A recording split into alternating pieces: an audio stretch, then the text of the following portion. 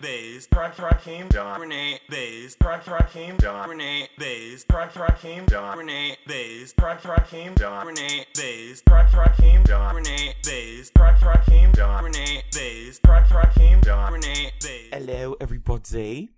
Welcome to Podcast of Color, where 4 trash bags of color come together to make sense of the world. That is my accent from wherever I would be from Game of Thrones. It's funny that sounds the same as like your proper British accent and your Australian accent. And what about it? I was just commenting.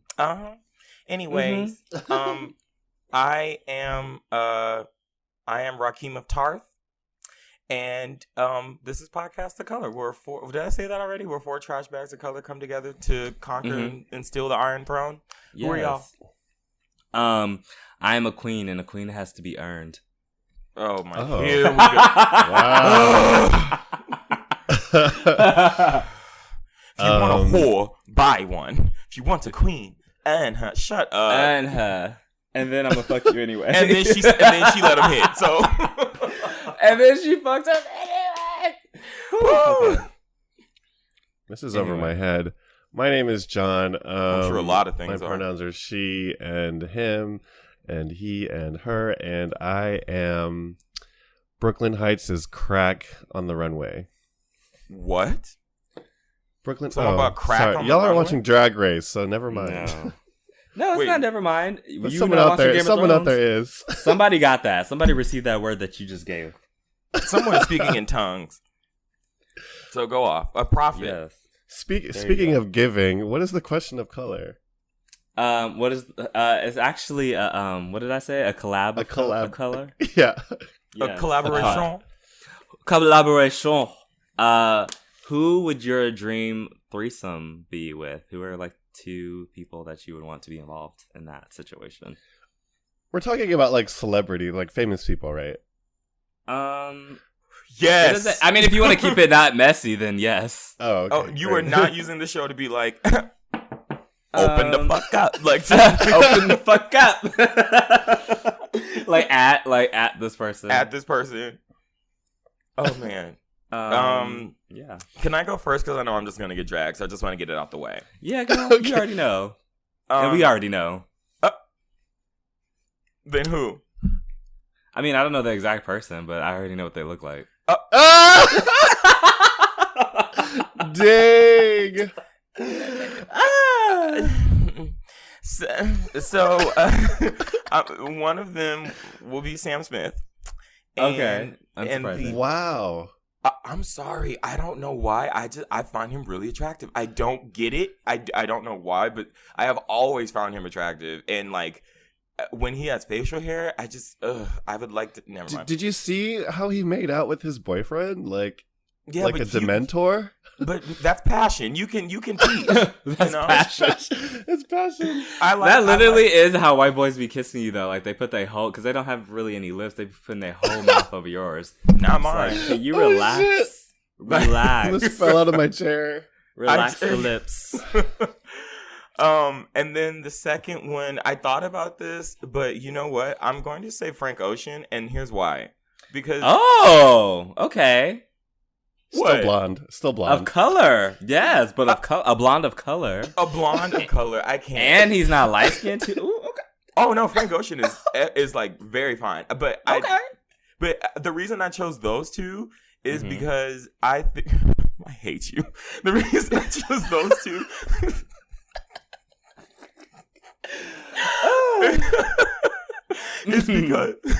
is because I feel like it will be a super emotional, passionate, like everyone will like, I feel like we'd make love and not like fuck. And like, I feel like that would be kind of cool at this point in my life. Cause I feel like what would happen is, I feel like Sam Smith is like an insatiable bottom, and I feel like Frank Ocean kind of is too, but like is more of like a switch hitter, but leans more. I think Frank Ocean's like a first bottom, and I think Sam Smith is like a power bottom. So I feel like what would happen is, when you see in porn, like the 2 people are just like on their knees, and you get to like take turns. But you know what? It's fine. I'm just gonna. Okay. I'm gonna not do that because what if I have to shoot with them one day? Okay. Anyway. Ooh. What if? Did you see that his whole his photo shoot caused us that whole conversation his around whole- the Twitter gays fat shaming? Oh, I Last thought week. it was gross what they did. Actually, yeah, Yeah, that was a whole thing, and it wasn't even really fat shaming because he's not. I don't Wait, think he's what fat anymore, happened? but when he he posted posted, the that- videos. the thirst trap, and he's shirt in his underwear or something. Mm-hmm. And then, what And was they there were, a saying caption? that Or what? they were basically saying his body was disgusting. What was it? It was Pop Crave or something like that posted it saying oh, Sam Smith looking handsome, dancing in the mirror or something like that. And then all the replies were where's the handsome? I don't get it. Blah, blah, blah, blah, stuff like that. I just thought it was gross. Because it's we that sit here sucks. and... Anyway, I don't want to go on a rant about body positivity again, but it was gross. Yeah, not 2 weeks in a row. Yeah, not 2 weeks in a I guess I can go. So I definitely want Russell Wilson because I just know he's putting it down. I know. Oh, wait. Yes. I know that Sierra's get her eggs cracked every night. Oh, my God. Eggs cracked. These pictures of Brother Nature have been going around a lot, and it's making me curious. But I feel like he's young, so I feel like it's kind of on a. I feel like he's on a jackrabbit tip. So I don't know if I want to actually include him in that. jackrabbit. Wait, what does Yeah. that mean? You know the gays. It's that, when they the don't- guys that only watch porn, and so it's Yeah. They don't really. and it's there's no rhythm or anything. It's just rapid thrusting. Exactly. But yeah, so side note, the other day I was watching this pornography. And you know what? Every once in a while there's a white that catches my attention. And there was what's his name is Ian Green or something. He has a really nice ass. But anyway, that's not neither here nor there. It was this guy was doing that. And I was just I get it. When they don't have nothing back there, then fine, do what you got to do. But that's a beautiful ass. You gotta do something with that. You gotta give it a little rhythm. You know what I mean? And I just don't get it. But I don't know what the point of that rant was. I guess the point is just that. Oh yes, right, yes. My point is that a lot of people are not that experienced, or not necessarily not experienced, but they just don't know better. And so they think that's good sex. And so I low key I don't want to air him out like that, but I low key feel that's what he's giving me a little bit. He's fine and he doesn't really have to put too much effort in, so that's what he thinks good sex is probably. I don't know why I drag Brother Nature. He's a well-mannered young man. Isn't he 19 or something like that? He's Or 20, 21. Okay, that's not too bad, but ugh. He could buy a But- drink. In most countries. I don't know if I go off of that rule though, because some people can buy drinks under 18 in some countries. So. No, I mean the rule we should go off of is that they are of age. Yes. But anyway, it's not who I'm not choosing; it's who I am choosing. So God, I guess. Oh, I thought you I said would God. I was like, I know. I was well, God. yes, him too. Him too. I mean, why not? He's always there, so it's actually a foursome. I Bye. Goodbye. Thank you for listening to episode 95. we really appreciate. Ooh, I feel like I should choose a white too. Oh my God, I can't Choose a white. choose a white. Liam, no. Liam Neeson, not, girl. No, not Liam Neeson. What's the nigga's name? What's the brothers? The brothers, the Thor, blonde. The Oh, Thor. Hemsworth. Yes. No, Chris Hemsworth. Chris Hemsworth. There we go. That's the white. But I feel like he's Liam? boring too. Oh wait, but I feel like he's funny enough that you know what? I feel like good sex also includes laughter. If you can laugh and joke, I feel like it can be fun. Have you guys seen the photos of Chris Hemsworth stretching? Because yes. he knows how to arch it. Yes. So I wouldn't want to top him because he doesn't really have any ass. So I would want him to top me. But then I would just want to train. So him and Russell Wilson I would be the bottom in the situation.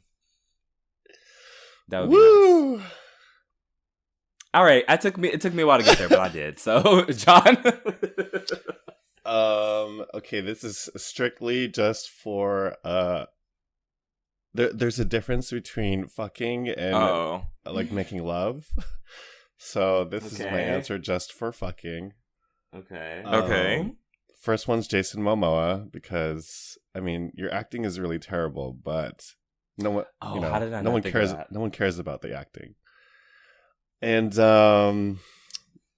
second one is Umbaku. Winston. Ooh. Wait a minute. That I would would like be to see a lot. it. I would like to see it too. Ooh, Honestly, wait. Because just I- having those, Those be dominated. those all those thighs, Ugh. all the thighs involved in this situation. Wow. Oh, It would be including too mine? powerful. It would. Yes, girl. You have gigantic You thighs. have gigantic, bitch. Your thighs are the size of the fucking desktop MacBook that I got. Like they're huge. It would create like a new black hole. Well, when your threesome will birth Armin Rizzo. oh. And there we go. So anyway, John. Anyway, I got it in. Wow. I got it in this week. This is gonna be a weekly thing, huh? Mhm. See, since Renee's not here for the 24-hour joke, we go get the Armand Rizzo joke every week. And what about it? Y'all can't beat my ass. I don't know. We'll see. Ooh, Armin Rosa is a pioneer in this community. that's what I'm paying homage. Okay, I'm saying that y'all three will birth homage. homage. Homage. Paying homage. Homage.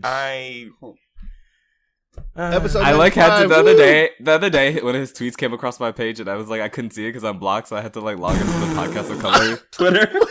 I forgot that you're blocked. I forgot I was blocked too. I've been like going on there like, I wonder what he's doing these days, and it was like you are blocked from.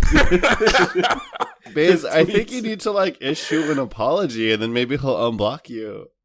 Well, how would he see it if I'm blocked? Oh, duh. How am I not blocked? I don't understand this.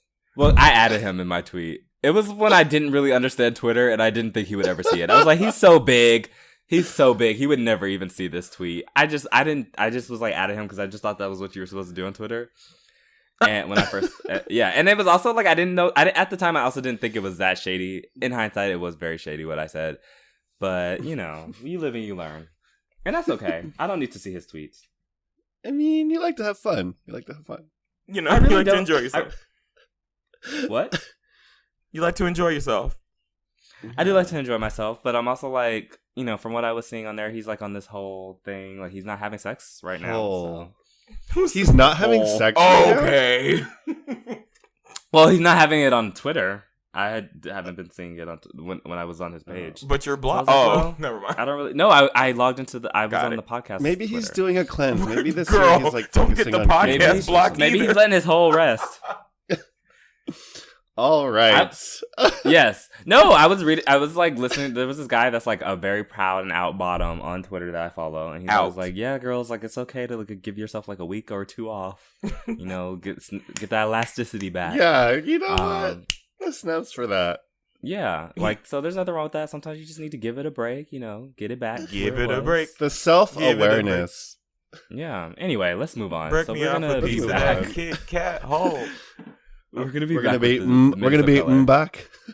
Okay. Back. Baby, back. back. You can blame it on me. All right. All right.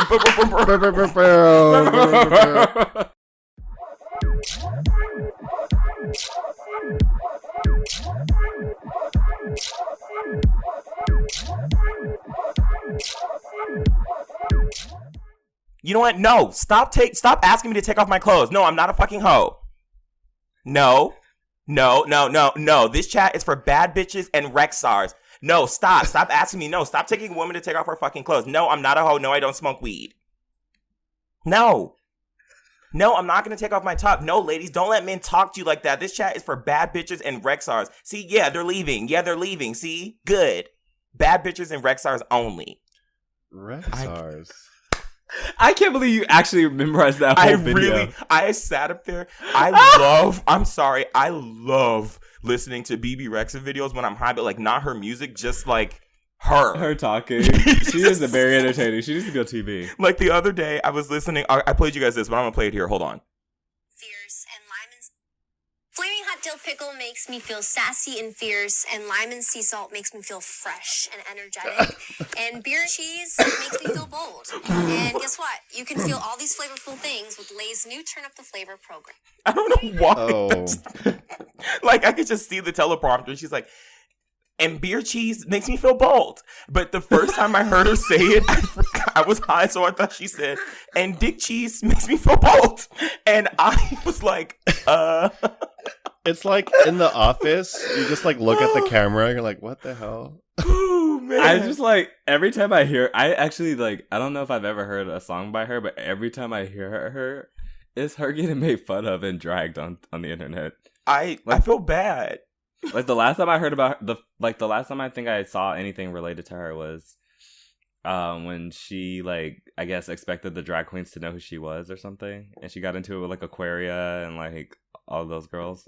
Oh, did you also not hear she did the same thing at the Hammer Museum with like the Grammys and the Women in Music episode or not Music and Women episode, the Music and Women and Lord, stop smoking weed. The Women in Music luncheon they were having at the Hammer Museum, like she was upset saying like this song has been #1 for blah blah blah and no one knows this, and it's like, sis, these are people in suits, they don't know, like she's so pretty, just no. But whatever, she's not problematic. Yeah. It's just I don't know anything else bad about her. Woo. I just like it's just one of those things where it's like every time I hear about something, it's just like kind of it's cringy. It's like, ooh, yes. Like, ooh, girl, no! Like, yeah. Like, girl, no. Every time it's just like, oh, no, what are you doing? Just shh. Ooh, God. Okay, so John, what happened on RuPaul's Drag Race last week? RuPaul's Drag Race. I'm baby. Hi, Renee is here. I'm Renee. RuPaul's Drag Race. This recent episode. It was interesting, I guess, because it was, I guess it was an unconventional challenge. I'm just gonna skip right to the main challenge. It was a farm to table challenge. So basically, they had to make a runway look that was made out of, organic material, I guess. So it's like wheat and I don't know, corn husks and I don't know, unconventional materials, and then basically had to make it look high fashion. Did they succeed? I guess it's subjective. Okay, so it wasn't like, no, I don't know. I don't know. This season I'm just kind of whelmed. I'm not like my jaw hasn't really dropped at all this season. Like when anyone has like came down the runway, like came on the scene, I was just like, okay, this is like season 11. I was expecting a lot more, but the looks were still pretty good. So I think the top queens were Brooklyn Heights and Evie Oddly, and the bottom queens was Raja and Akira, which I just realized that Akira Chanel is like sort of a pun on I carry a Chanel bag, but like, oh, I don't know. That's a lot. I don't know if that's real. That's a very big stretch. I don't know if that's real. Case. Yeah, that was a choice. Yeah, I don't know if that's real, but anyway, so it was on the bottom was Raja and Akira, and I was really sad. I kind of wanted to see.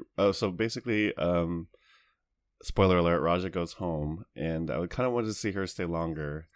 And Raja's the one from that was like on seasons and seasons ago, right? No, yeah, that's another Raja. One? Oh, there's two Rajas. Yeah. Oh, okay. Oh, I remember the older one.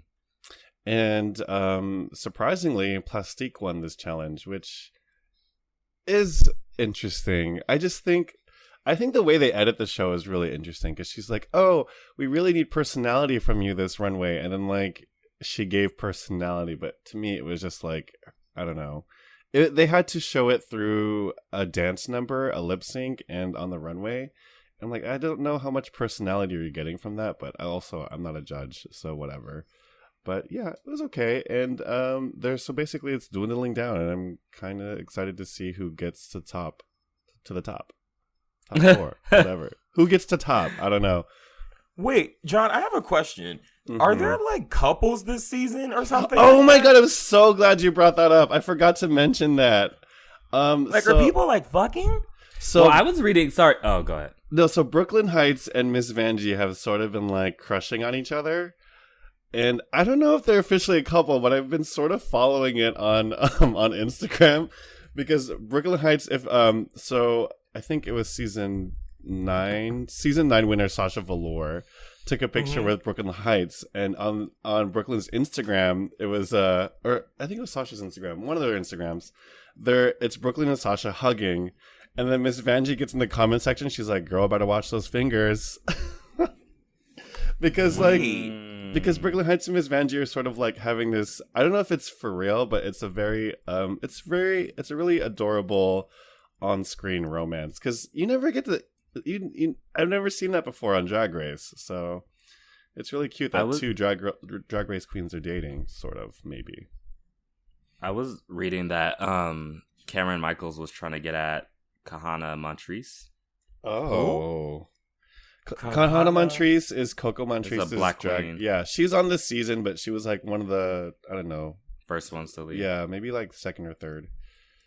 He looks like he's one of those get you somebody who could do both types. That, wait, like, how do I spell like, it again? It's Kohana. Oh, never mind. It did it right here. Never mind. Yeah, like when he's out of drag, he's very like. Oh, I see. He kind of looks like. Oh, okay. He kind of gives me like Joanne the Scammer vibes. I see.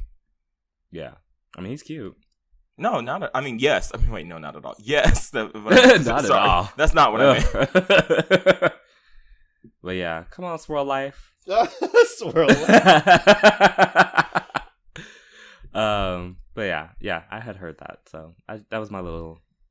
Did you also see Miss Vanjie ask if she was like, should I make an OnlyFans? Did you see? No. I mean, why not? The girls are making plenty of money off of it. Yeah. Well, because everyone was like, does this mean that you lost? And I was like, oh, well. Oh, shit. I mean, does it mean that? Or maybe it just means that, $100,000 doesn't go that far, especially if you live in New York. Doesn't she live in New York? That's tea, actually. That's so tea, maybe. actually. Deadass tea. Like, bitch, that's is that how they say that in New York? Is that their version of... Deadass tea? Deadass tea, though. No, I don't think anybody says that. Nor should they start. Yes. Oh God, we'll leave the slang to the New Yorkers, sis. Leave the messing up slang to the whites. They're good at that. Oh yes. I love it when whites lately are saying "boots the house down." I'm like, ugh. That's the biggest thing for me about Drag Race is like all these girls be coming out here talking about shit, and I'm just like, do you know what that means? Do you know what that means? But also, I think a lot of them are just really trying to get a catchphrase. They're on TV. They're trying to make something like. But a lot of those phrases are like things come from like actual stuff, right? But yeah, I don't know. I've been hearing a lot of. I mean, I don't know. That's not anything new. I was gonna be like, I've been hearing a lot of. Oh my God! What? What? Oh my God! What? Oh my God! Sorry, I've always had a mole, and I think it came off on the back of my shoulder. Sorry, I just like rubbing the back of my shoulder, and it's gone. What? Wow! Oh my God, bitch! Oh, I feel like what's her name? What's the drag queen? The black drag queen that's always like making the funny videos on Twitter. Oh, Jasmine Masters. Anna. Jasmine Masters. Which is like, you were sitting there rubbing your back. You like Anna. She's all just as I thought. Trash. Yo, just as I thought. Trash. And it's been hurting too, and I didn't know. Oh, okay. Anyway, we can move on from that. Wendy Williams and her husband Kevin Hunter have finally split. She was on the most recent episode of. I mean, because we've all I don't know a whole lot about their situation. Finally, but I've been hearing about how he's like allegedly cheated on her a lot. Had a side piece and was stressing her out. And I know she like took time off, which I think what she said was drug related. She was on cocaine and she decided to stop. She didn't seek help for it. She said she just decided that she had too much, which is always nice to be able to have that that strength to just cut something off. But yeah, they've been married since 1997, and they have a 19-year-old son together. Yeah, so that's unfortunate. Like, I don't like to see people's marriages dissolve, but I mean. I mean, he's also like so heavily involved. He's also so heavily involved in the show, so he's like her business partner too. Oh no way! Yeah, so it's not like he's just so. Yeah, that's the thing. It's like, you know, that's when you're romantically tied and working with someone too, it's like it can get a little messy. I am with you, Rakeem. I don't want to see anyone's marriages dissolve. I just think it's interesting how her life. When you know. What? No, I know what you're trying to say. It's just when you put out that energy. Yeah, I mean, not the energy, but like your whole career is like telling us about other people's lives, but when it comes to your life, like we can't really know too much about it. Which is, I know that's not like, it's not to say that she has to put her life out there, but I've seen her a few times on camera on some interviews, or some articles saying that she's just like not talking about anything, which is yes, that's understandable. This is a hard time, but also like when people don't want to talk about something on her show, she'll like kind of drag them. I'm like, well, so and so said no comment, and then she'll make a face. You know what I mean? And it's like, but at the same time, I like totally get it. Like, yeah, like, I get it. I get, like, you want privacy. Everybody wants privacy when they're going. Well, not me, girl. I was airing it out, but like most people want privacy. I'm like the opposite. People are like, oh my god. People are on Instagram. They always show you when they're having a good time, but they never show you when they're having a bad time. And I'm the opposite. I'm like, bitch, you see me when I'm having when I'm going through it. No. But I mean, I get it. Like, I definitely get it. I also don't really like necessarily. I'm not like super like sympathy. I don't feel like a whole lot of sympathy for her in that regard.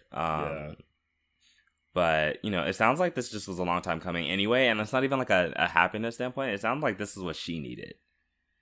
You know, a lot of people stay together for a number of reasons, and they don't need to be anymore. And it sounded like this relationship probably should have ended a while ago. And it's good that, you know, they finally got to the point where they're ready to step away from each other.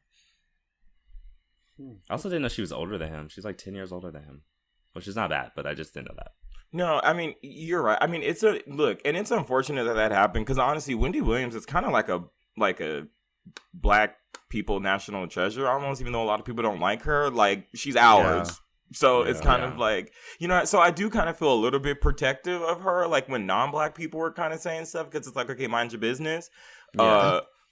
But also at the same time, girl, Karma, like, I mean, she said some horrible things about like people, like horrible things. And I'm not Whitney, Beyonce, like Whitney. The list is long.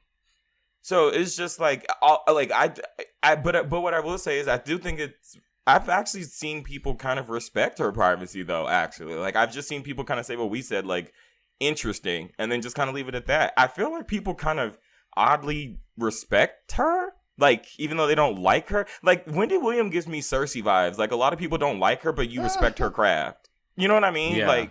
Like, she's good at what she does. Well, a lot of people stan. I mean, every time, like, I see somebody that I don't know, like, somebody that I'm, like coolish with on Instagram, and they visit New York, they always go to a Wendy Williams show. I low-key like, no matter how like alterna gay they are, huh?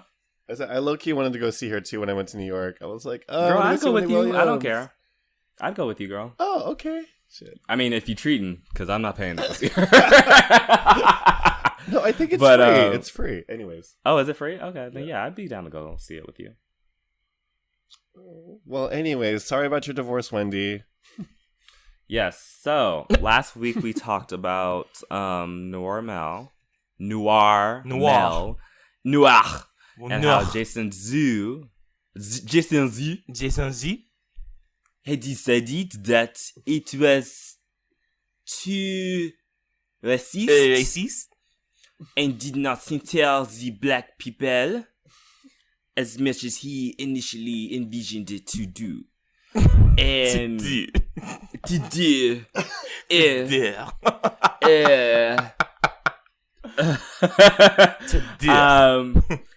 Queerty. That is Queeet. These are so Reached out to- stupid. Reached out to NoirMale.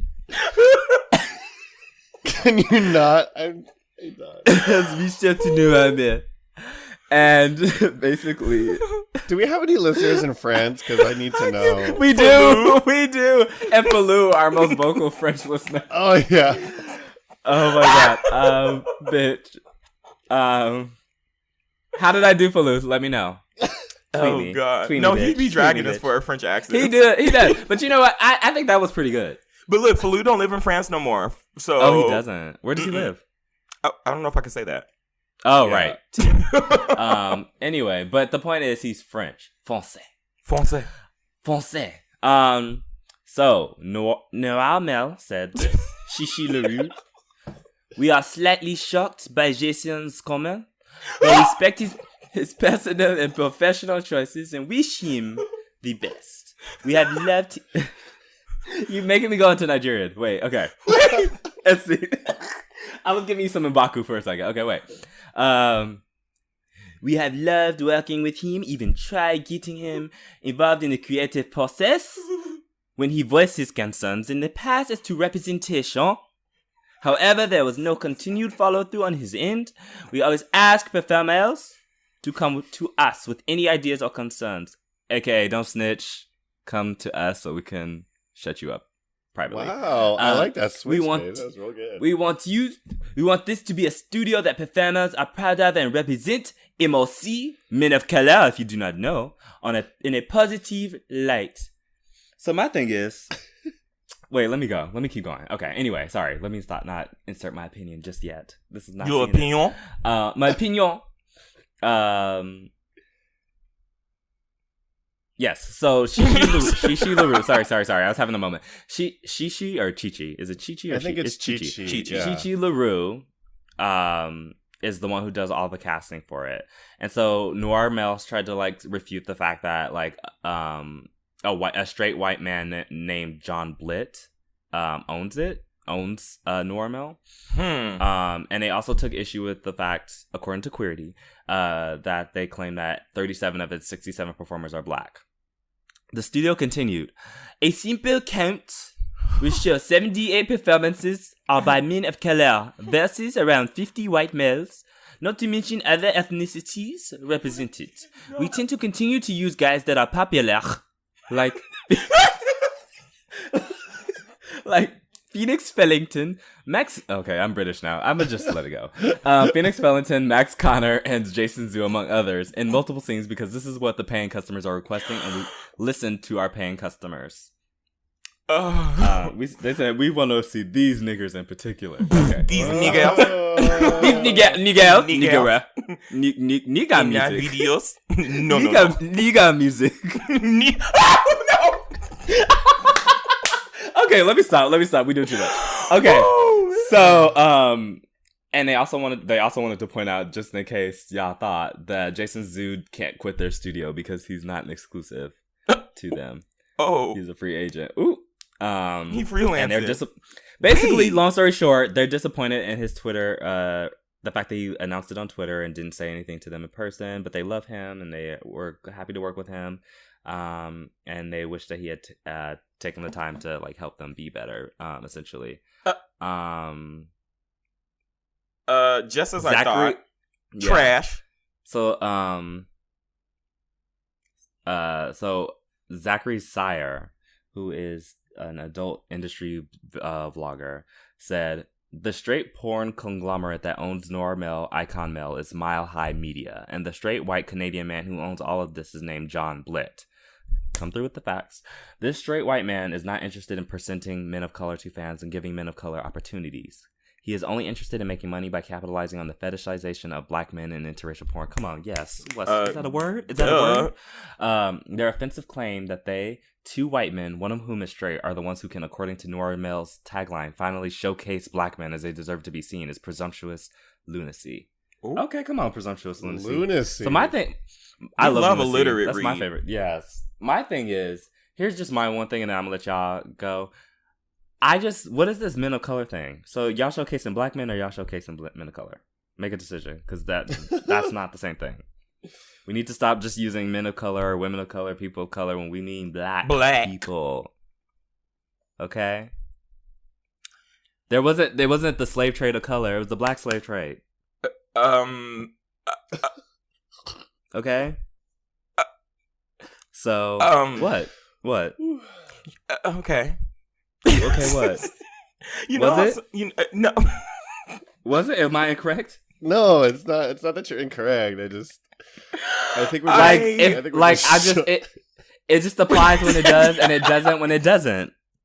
Okay, we don't call things of color if they're not if it's a specific race. Of color is an umbrella term, right? So when we're talking about specific races, okay, it wasn't people of color in the concentration camps in America during World War II and internment camps. It was Japanese people. It wasn't people of color being expelled from California in the 1930s and sent back to Mexico. It was Mexicans and actually other Latino. So it's not people of color. We're talking about specific races. Then talk about those specific races. And if you have a show that's a website that's supposed to be about showcasing black people in the way that black men in the way that they've never been seen before, which that also sounds very familiar, but we don't need to go down that line. No.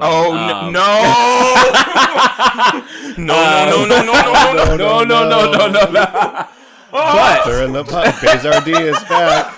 Just saying. What? That's not stirring the pot. This is stating facts. Okay. So, and you know what? And if these facts happen to stir the pot, maybe it needed to be stirred. Okay. Shit. Anyway. But if you showcasing black men in a way that we've never been seen before, then showcase black men. Okay. That's just sad. That's just. I'm shook. Wow. So sorry. Go ahead, ladies. No, don't be sorry. I'm ladies. weird. I appreciated it. Thank you. Oh, wow. How do you follow that up?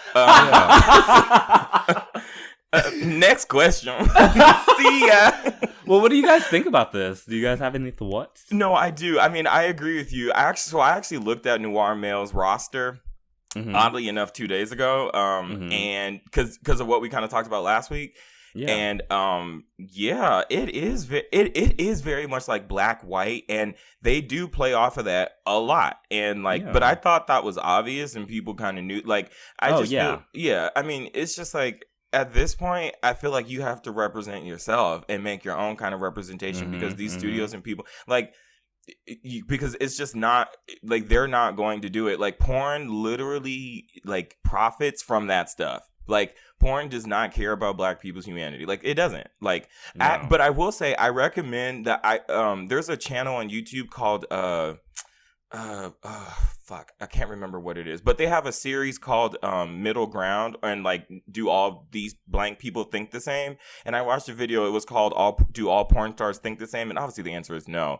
But they'll ask them questions, and then they have to like disagree or like agree a lot, and they like walk in a room to signify where they land at. And there was a lot of things they were talking about, and one of the black men in that panel was talking about how they do that, and like they racialize things like on purpose, and like they use the racial stereotypes on purpose. Like they know that most people that buy, I feel like they can get more profit if they target those, and we all know the type, like the older white men that love to like screw around with black men and just look at us as walking dicks, or not even older white men, just there are a lot of gays, period actually, that just honestly, if we're being real, as I've delved into the single world, gay, non-black gay men, period. Yes, yes, absolutely. And it's just like they love that fantasy, so it's like that they're making money off of that, and it's gross. So that, I mean, I think you kind of said everything else, Baze. It's just like, what I just think we have to not, like, in situations like that, we just have to not support people or whatever. I don't know. But I don't really buy their porn anyway. When you stream a video on like, let's just say like X videos or like XTube or MyVidster, and it's a porn studio video, they don't get anything off of that, right? No. Okay, good. Okay, wait. But speaking of which, sorry. This is like probably not the right time to bring up like an excellent porn video. But so y'all know we stand the Austin Wild Dominic Santos scene because it's just iconic. Mm-hmm. I have found a new scene. Oh no. Now, yes, I have found a new scene. It's not on the same level, but it's excellent. And I highly recommend it. What is it? It is wait, what's this nigga's name? It's something Vega. And what's the big dick nigga? Now I'm blanking. I had their names in my head. Alessio Vega, right? Is that his name? Oh, and Rocco Steele, is that who it is? No. He's a nigga. Sorry. Nigga. Sorry, because you use it without. I do be using it. What's the black one that's like he's always topping people? Like Max Connor? No, not Max Connor. No, he's good at what he does. Oh, yikes. Yeah, he has I forgot what his name is. He's like bearded and bald headed, and he always is like Cutler. The white like he's just the older guy. Like he's like demolishing people. Yeah, he has like a log between his legs, and he's always like fucking like bearded white guys. And he's older, right? Yeah, he's older. Is the Cutler guy? Oh, yes. Oh, Cutler and Alessio Vega. Watch it. M'Baku, yeah. What? No, I'm just kidding. I was like, you're describing M'Baku, but no. I'm just like, John is really thirsty for Winston Duke. Like, she was really trying to get her some M'Baku. Have you seen Us, John? No, I'm scared. Of course not. I'll go. I forgot. Okay, I invited John twice, and John was like, "Nope." But there's a scene. I still want to see it, but I don't have anybody to see it because everybody is booed up. Wait, have you not seen it yet either? I haven't seen it yet. Damn. Okay, well, I would watch it with you, Baze. Oh, but you won't watch it with me? Well, Baze is a situation. I do have a situation, girl. You know, but bitch, we're for.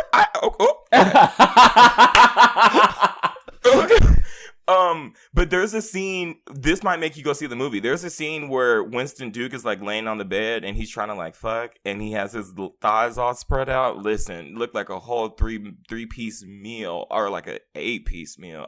Oh, but they don't turn sexy into creepy, do they? Because that scars me. Okay. No.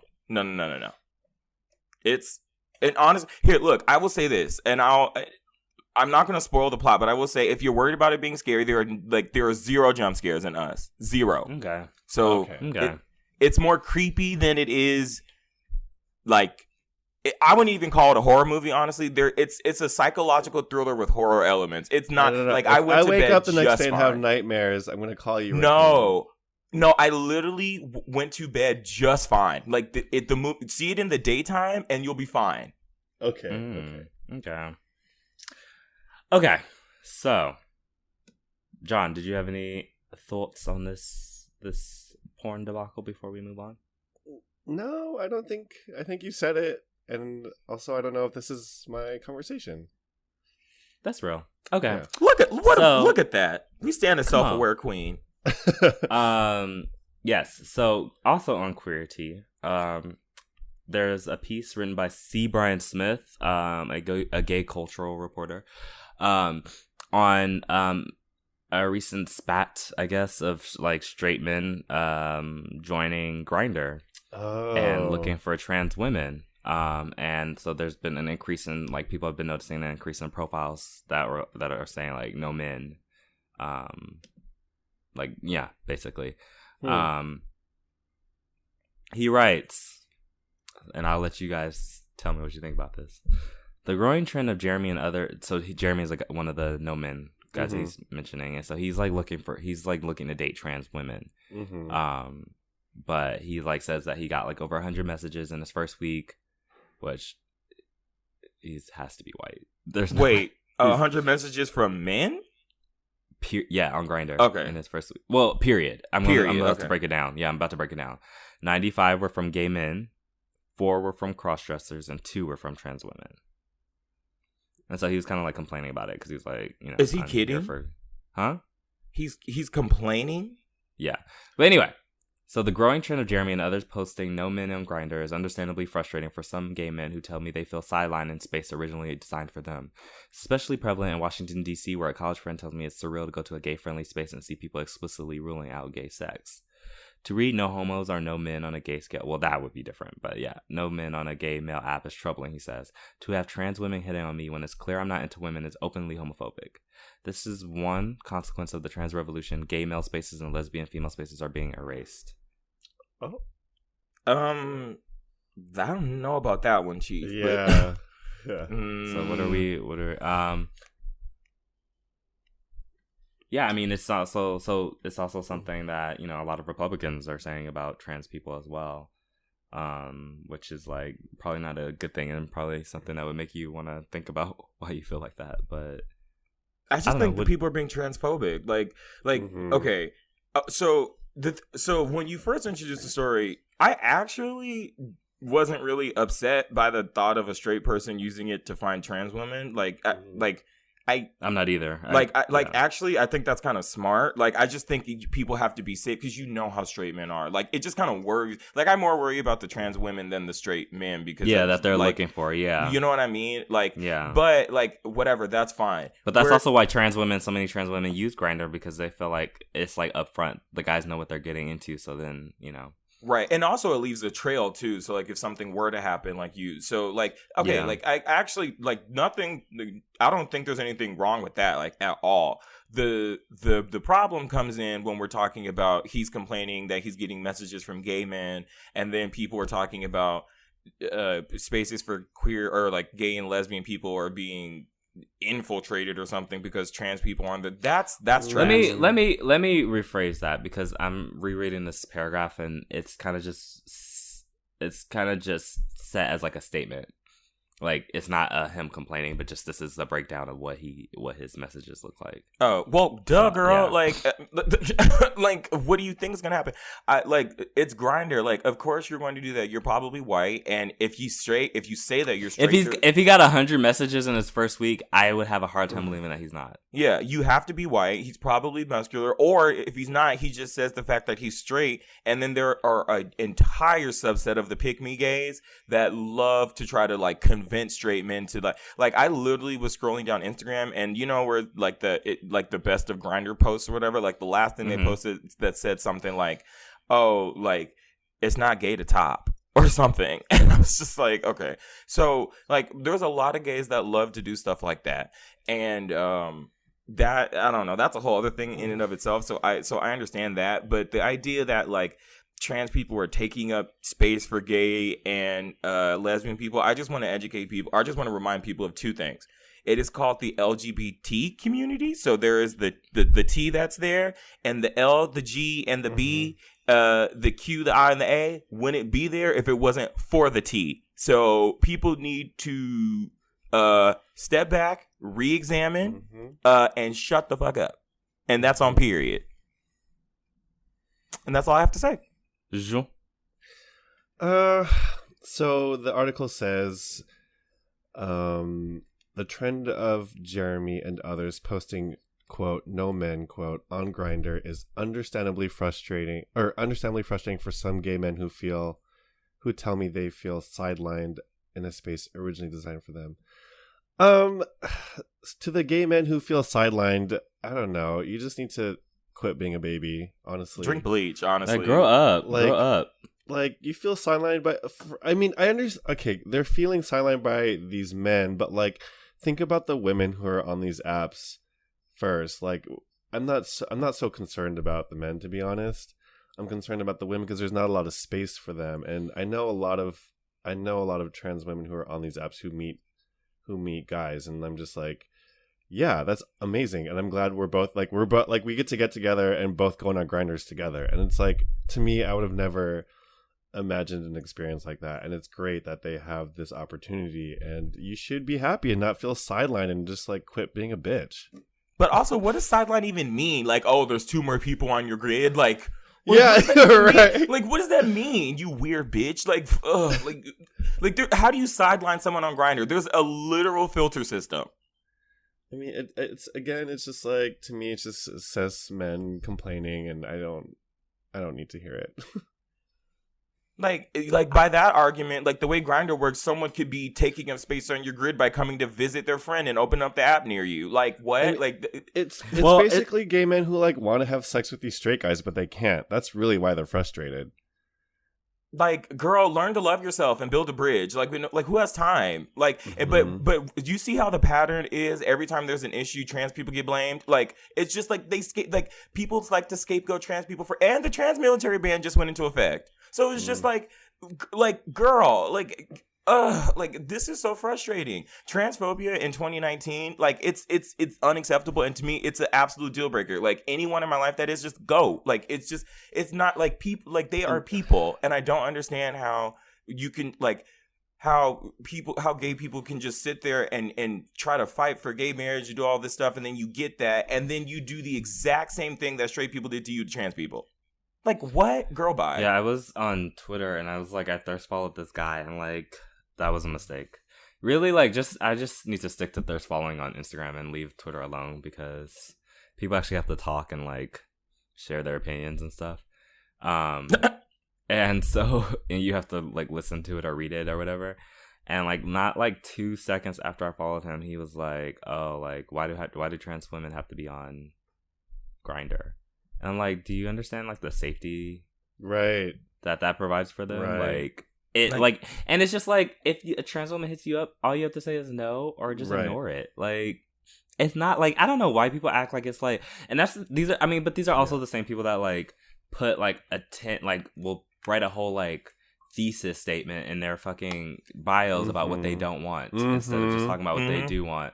Because instead, like you're so offended and pressed that people would dare hit you, like, oh, how dare they hit me up? Well, bitch, when the messages stop coming, you're gonna be pressed and mad about it. Who are you anyway? Like, what do you like? I'm sorry. Like, what do you bring to? Like I said this on Twitter. Like, what do you bring to the table other than a guest pass to 24-hour fitness? Like nothing.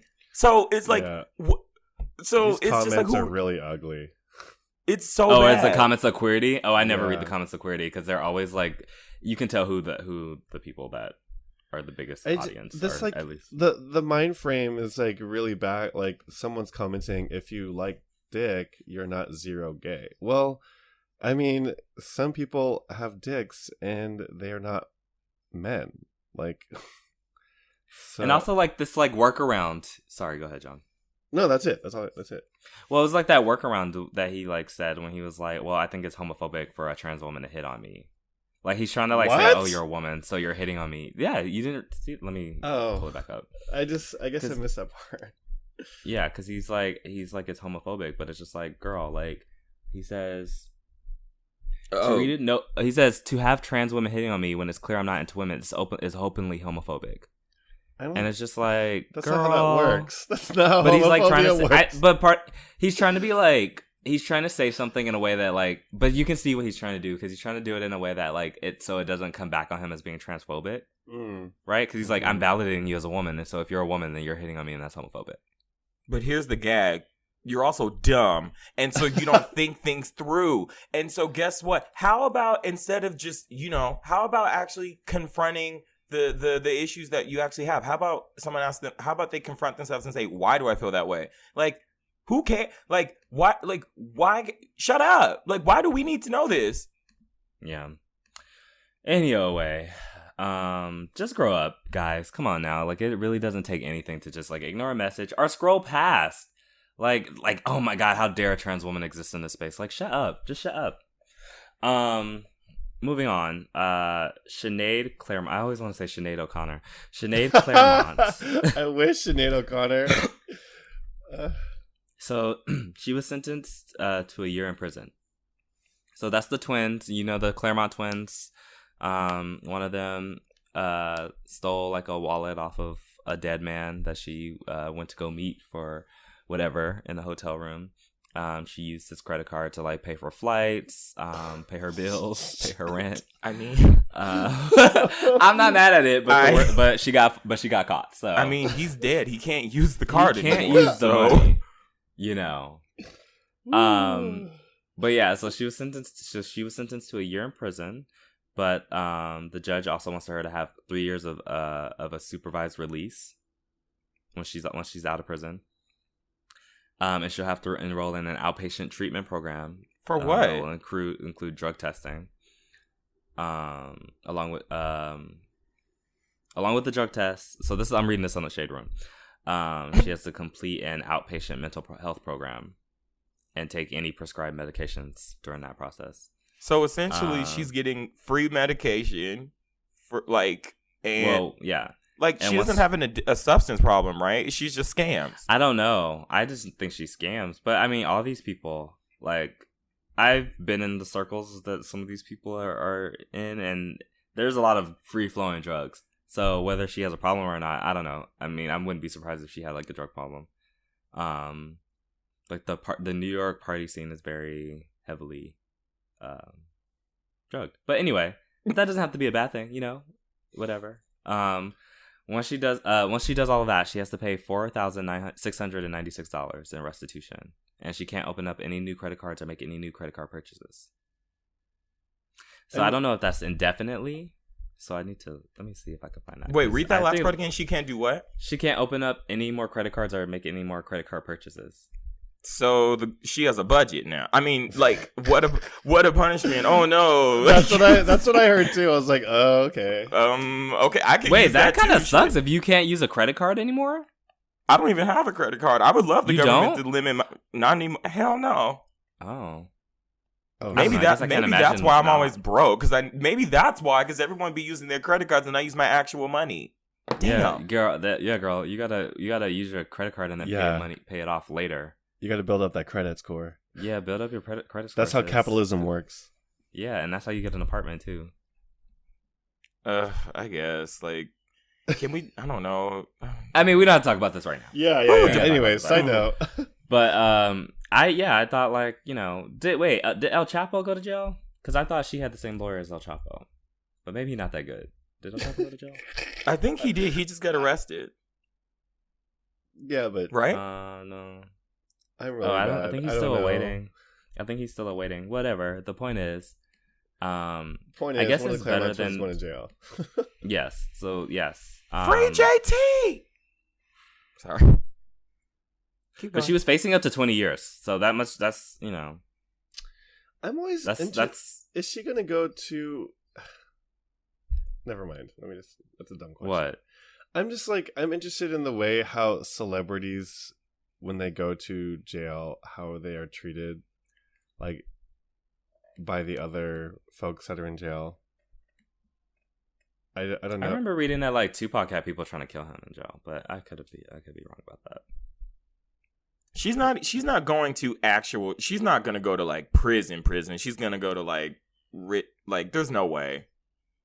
See, okay, I mean, why though? Like, I don't really think that these girls are like, they're not like on that level. Like, if it wasn't for Instagram, these girls would just be like regular. Yeah, that's another thing too. I was like, do they even know who they are if they don't have access to the internet? I don't know. Yeah, they're like, if I wasn't on Instagram, I would never have heard of these girls. Yeah, like, they were on Bad Girls Club. Even people who aren't in jail like barely know who they are. So never mind. Let me scratch. Yeah, yeah. I don't know. I don't think it's gonna. My concern would be like the upkeep on all that plastic surgery. They look like completely different people than what they used to look like, which doesn't have to be a bad thing, but. No, you know, the upkeep, like their noses are gone, their face shape has completely changed, their body shapes have completely changed. Like, does she need to? Like, I don't know what the upkeep is, and they're both like, and she has to turn herself in by June 4th, and they both was at Coachella, so last weekend. So I was like, she's just living her best life until she got to go, I guess. Wow. Speaking of which, did Coachella? I mean, you guys are in California, so maybe it didn't sneak up for you, but I literally didn't realize it was Coachella until like Friday. I forgot. Like, honestly, because who cares? Like, Beyonce's documentary is coming out on Wednesday. Like, okay. It just also looks dry this year. Yeah, I mean, the mics were dry too. The pictures I'm seeing, I'm just like, nothing's exciting to me at all about. Like, I mean, you know, it's over. Yes. To be honest, speaking of which, wait. Well, I think I heard somebody say that Rihanna's performing next year. Is that not? They wouldn't have confirmed that. They wouldn't have confirmed. They don't even do that. They don't. There's no way we would know. They don't confirm that until like January or something. Okay. Well, if she comes out next year, I'm definitely gonna try to see what I can do. But Rihanna is not a singer anymore, so. But that's okay. She doesn't have to be a singer. She just has to show up. Wait, why is Rihanna not a singer anymore? I don't know. Ask her. She's doing everything else. She likes to do everything else. She gonna come out with a Goop, her version of Goop soon. It's Foop. Foop. But I mean, it's Fitoop. like it's hard to ignore when you can tell it's coming because like everyone is like talking about it even before it, and then it's really annoying because everyone will talk about their diets before Coachella too. I'm just like, come on, just go. No, I don't need to know. I don't about hear your any of diet. that.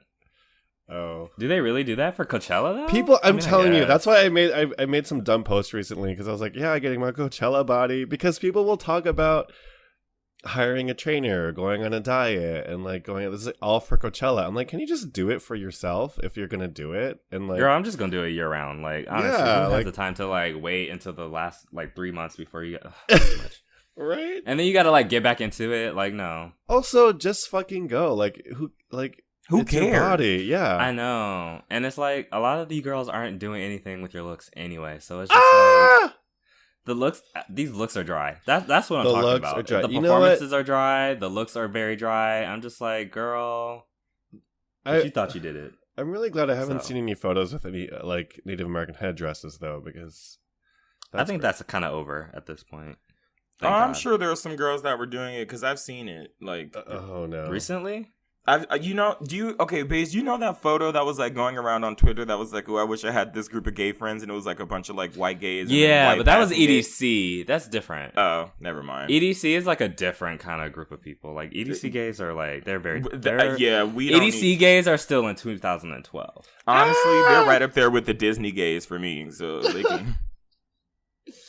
Sorry. Disney gays are in 2009. Sorry for they're the both- ADC listeners. We love you, but you know it's true. Like, dubstep is not gonna happen, girl. Get over it, but it's fine. Okay. Moving on. Oop, see, first Native American headdress. See it here. Oh. Oh, you do? You see it? Yep, I see don't- one. okay. I'll give you two. I'll give you a count throughout the show as I see them. Oh Lord. Okay, so Nicki and Ariana had their performance. I guess it was BOREchella. This is what they were Was it? calling it on Twitter. I didn't keep up. All I saw was the horrible performance, but I don't think it was their fault. I think that the sound is notoriously bad at Coachella. Of course, that didn't affect Beyonce, but you know, Because she brought her own sound team. But to be honest, like I've read that the audio is not amazing. Like the sound technicians are not there for Coachella, so like they were off beat, and it was just kind of like it was a little embarrassing. I think like for Ariana it was fine, but I think for someone like Nicki who's just been consistently taking L's lately, it probably wasn't like the most amazing thing to happen. But you know, of course she's gonna be fine. So Yeah, I think she'll be fine too. But it was, I mean, the internet, like, because you know, lit her up. Yeah, the internet. I think it's kind of the cool thing to do now to like hate on Nicki Minaj and like, She gives us so many good reasons too. So no, absolutely. Honestly, yeah. it's not unfounded. It's just that like I think a lot of people are a lot more vocal about their dislike of her now. So like it was not good. All of the comments that I was seeing. So Okay, I didn't see all that. I just saw a lot of people people laughing. dragging. I just saw people laughing at her. Oh, I saw both, but it's just Okay. probably the people I follow. That's all. Yeah, no, that's real. Yeah, I mean, it's unfortunate. It happens. I think every musician has their moments, and I also think that, like, at this point, it's probably something that somebody's probably getting fired. Oh, absolutely. I think Coachella needs to get it together because like you said, they notoriously have bad sound. I guarantee you Beyonce saw what they had and was like, absolutely not.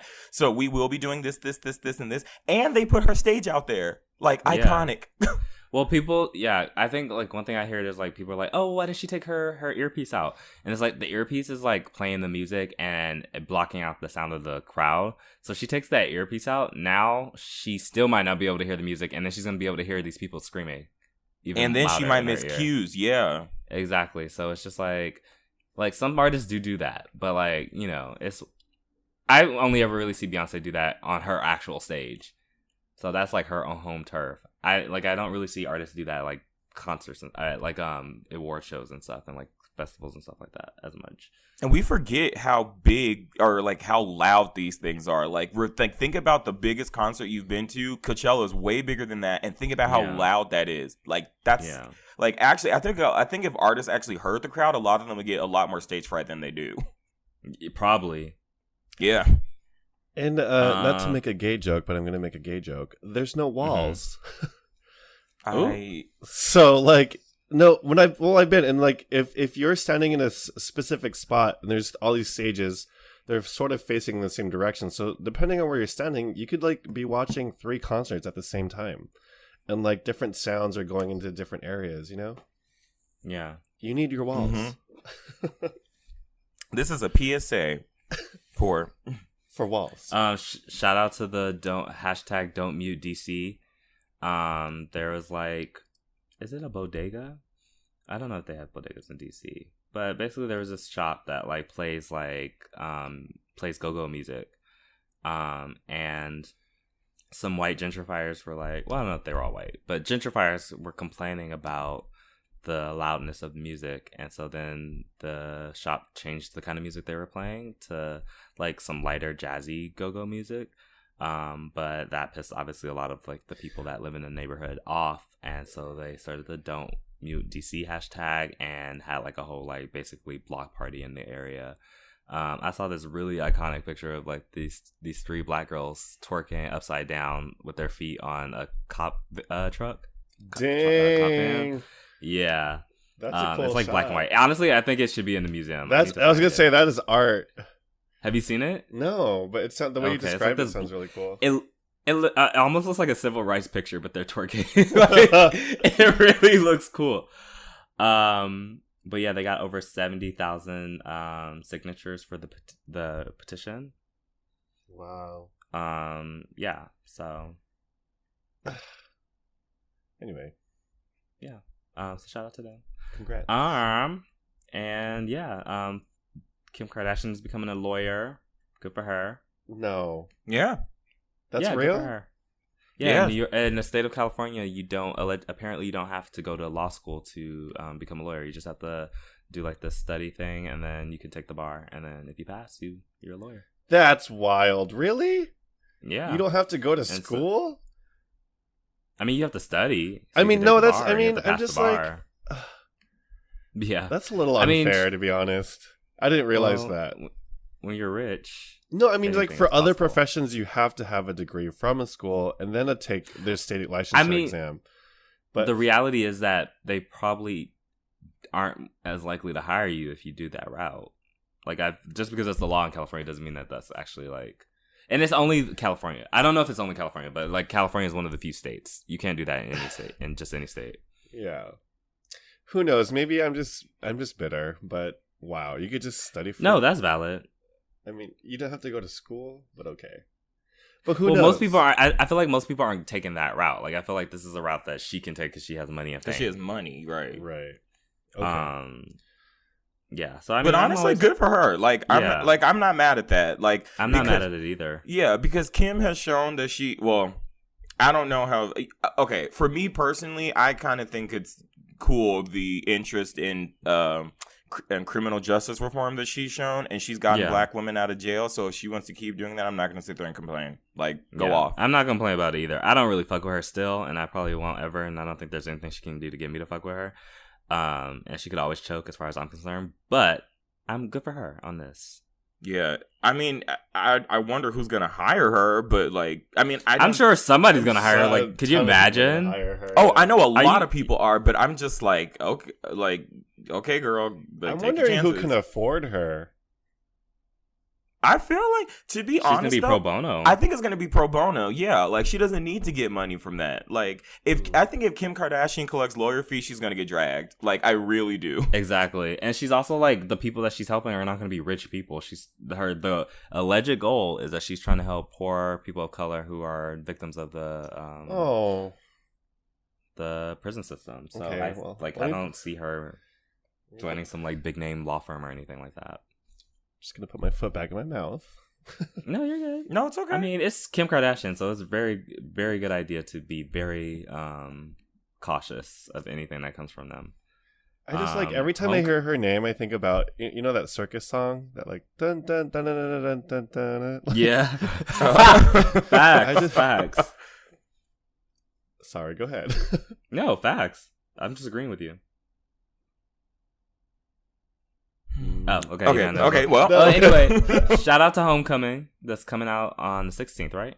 It's in Wednesday, I think. Actually, Wednesday. Yeah. So shout out to that. We all looking forward to it. Do you think we're getting an album too? What'd you say? Do you think we're getting an album as well? I have learned to just let it be what it is, and I'm just gonna expect it to just be a thing. Because I feel like also, I don't know, maybe she needs a break. I don't know. I don't like to presume what she's gonna do because I feel like she probably wants a break and probably won't come out with anything until like next year. But I feel. Yes, you're right. Okay, let me stop. You're Just right. 'cause she just did that tour and she was like, as much as they were enjoying that was still work. And I feel like she just did that tour. That album just came out. I feel like she just needs to take the time to like do her own thing if she's gonna be coming out with another album. So I think she's taking plenty of time. I feel like because the Lion King's about to come out, this is happening, the trailer. I feel like somewhere in here is gonna I feel like at the end of the trailer, something's gonna be like, oh, click this link to go to the album. Like beyond, like to me, there is no way in the world Beyonce went into a meeting with Netflix and just talked about a documentary. But whatever, we'll see. I don't know. Maybe she just did and told them to shut up. Maybe. Who knows? You can't predict that woman. She's just because she walked out of that Ivy Park meeting with Reebok. Did you hear about that when they were like, well, she said, so where are the niggers? I see none. So I'm going to be taking my business elsewhere. So we'll see. She was at that Viola Davis gif with the purse. With the purse, yes. She picked her purse up and left. But we stand. So yeah. All right, so that's gonna be it for Minutes of Color. We're gonna be back with the Dix guests. So thanks for being along with us.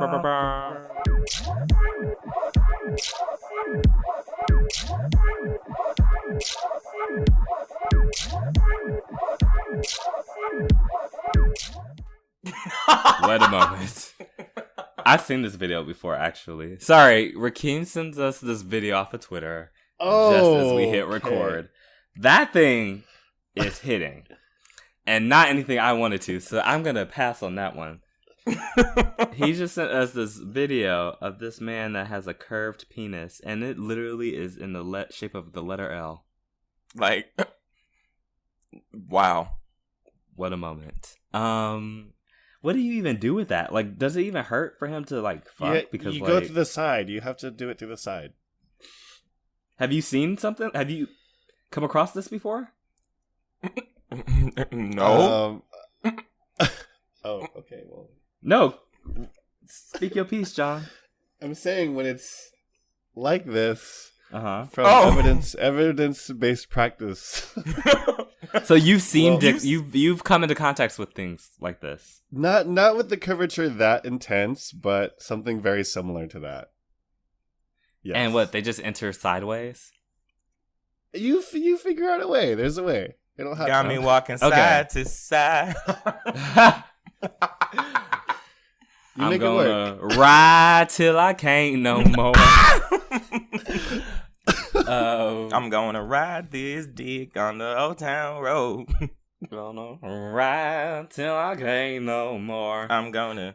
No, I'm never mind. Was it like Maserati down Rodeo Drive? I don't know. I don't remember Billy Ray Cyrus's lyrics, but he hit. It slaps. It does. So for this week's discourse, we're going to be talking about the trajectory of our careers and how they maybe differ from our parents or our parents' generation, basically. Yeah. Because I just feel like in general, our parents kind of like had, whether they actually took that route or not, I feel like our parents kind of had the go to school, finish school. Then when you're done with school, you go to this job and then you work this job for the rest of your life, and this job pays you and takes care of you.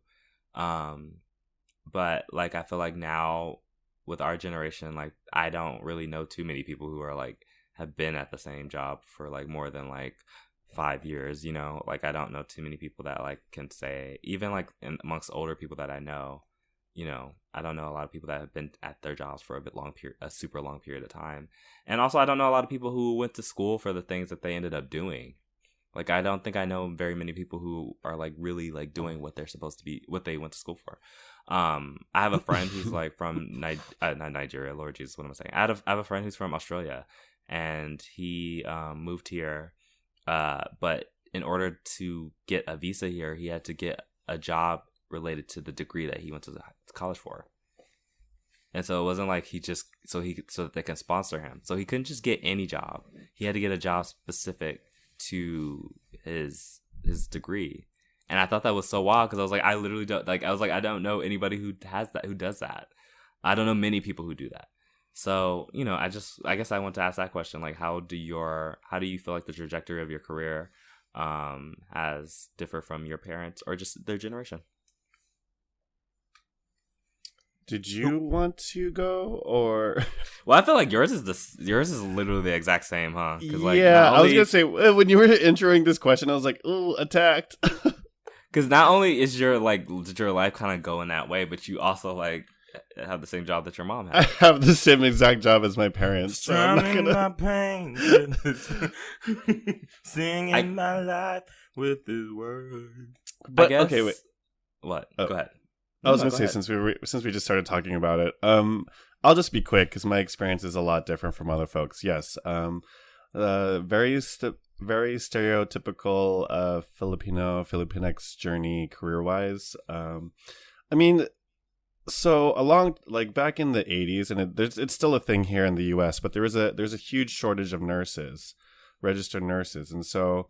America, the U.S. was exporting a lot of resources from other countries. So that's how we have if you go to the hospital, it's mostly either Asian or African or Islander, because everyone was importing nurses from like Jamaica and the Philippines and like wherever. And like there's a huge demographic of us, and so my parents' mentality was like, well, yeah, well, if that's what America's taking, then we're doing nursing, I guess. And so, you know, they became nurses, and then I was raised to do the same thing. And it's just like we culturally, like my brother and I, we weren't allowed the American dream, which is like do what makes you happy. Ours was like do what puts food on the table and like what provides a roof over your head.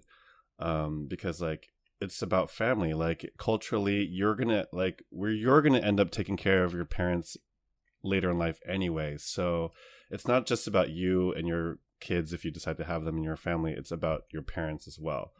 So I don't know. I'm just sort of in this career. Yeah, right after, actually during high school, I didn't even officially leave yet. I started college when I was 16 because I already knew what I was going to do. So I started prerequisites for my nursing classes. And by the time I graduated high school, I had like my AS, my AA, my high school diploma. So I could get straight into nursing school. Like that's just how it was. But I will say the trajectory was a little different for me because as a queer person, I'm not having a family in the traditional sense. Like I'm not having any biological children. So there was not a lot of pressure in that sense to provide a roof over anyone else's head except for mine. And maybe whoever else I'm with or in that case. But yeah, I think my career journey was pretty traditional. So yeah, not a whole lot going on with this discourse, I guess, because it's the same. It's exactly the same. And I actually work at the same hospital, the same corporation that my family does. So, but I guess from a queer perspective and just a person in general, I wish it was different because I wish I was like allowed to explore other opportunities, and I am. I wish it was more supportive, I guess, in that sense. I think that's the difference between my parents' generation and also being in America is that like a lot of other folks get to have that sort of support. Like a lot of parents are like, yeah, do what you want, but I didn't really get to have that. And it's not anyone's fault. It's more realistic than idealistic. Mm. Yeah. Okay. But what about y'all? I'll go next. Oh, okay, sorry. Yeah. No, go ahead. I don't know if mine's going to be super long either. And maybe if we have extra time, we can talk about Game of Thrones. So for me, I would say that it's kind of interesting because I'm realizing like my mom and I are like very similar in ways that I didn't really get until you asked the question. Um, but I would say one thing I would think about her generation, and I don't really know too much about my dad's, but about her generation and like their like my whole family is like they actually ended up moving from Alabama to California like around the time I think they were like late teenagers. So the trajectory of their lives kind of changed drastically too. Because John, I think was very similar to yours in terms of like my mom. I think was the first person in my family to go to college. I think, and so it was essentially kind of like do work, yeah, that like pays the bills and puts food on the table and kind of and takes care of the family and stuff like that. And I don't actually know too much about a lot of my family's history and like past and stuff like that. Like when you guys talk about, like your family and how your uncles and aunts did all this stuff, like I don't really know a lot of that, but kind of what I gathered is like I don't know if any of them actually had things that like they pursued, like, or they weren't able to pursue what they wanted to do, like no matter what that was, because of different kind of factors and the fact that they were black people from the South. And like I think when my mom was born, segregation was still legal. Like I think segregation ended like right after my mom, like 2 or 3 years after my mom was born. Like, and I know my mom is the middle kid, or so my grandma and like her and like my mom has 5 siblings, so like the older ones and whatever, they were born when segregation happened, so that stifled them a lot, and a lot of it was just don't get lynched, and because they were in Alabama, so and then they relocated to Southern California, so I don't think they actually got to do what they wanted to do. So for us, with my sister and I, it's kind of crazy seeing how we're able to just kind of explore what we want to do. Like my whole generation of like this family, like with my cousins and everything, everyone is super explorative, explorative, inquisitive. Let's try a different word. Let's try that. Inquisitive about things. And I will say the one thing that I think has been really great was I was always able to kind of explore and do different things. Like when and I think that they did that because they weren't able to. So like, for example, I mean, I got called gay for it, but that's the trauma for another day. I did ice skating with my sister and my cousin, and then my cousin did karate once, and then I was in choir, and like my sister was always like cooking and sewing with like my grandma, and then I found photography stuff, and we were able to do that because I think my family wasn't able to, and I think that they want us to be able to explore in that way.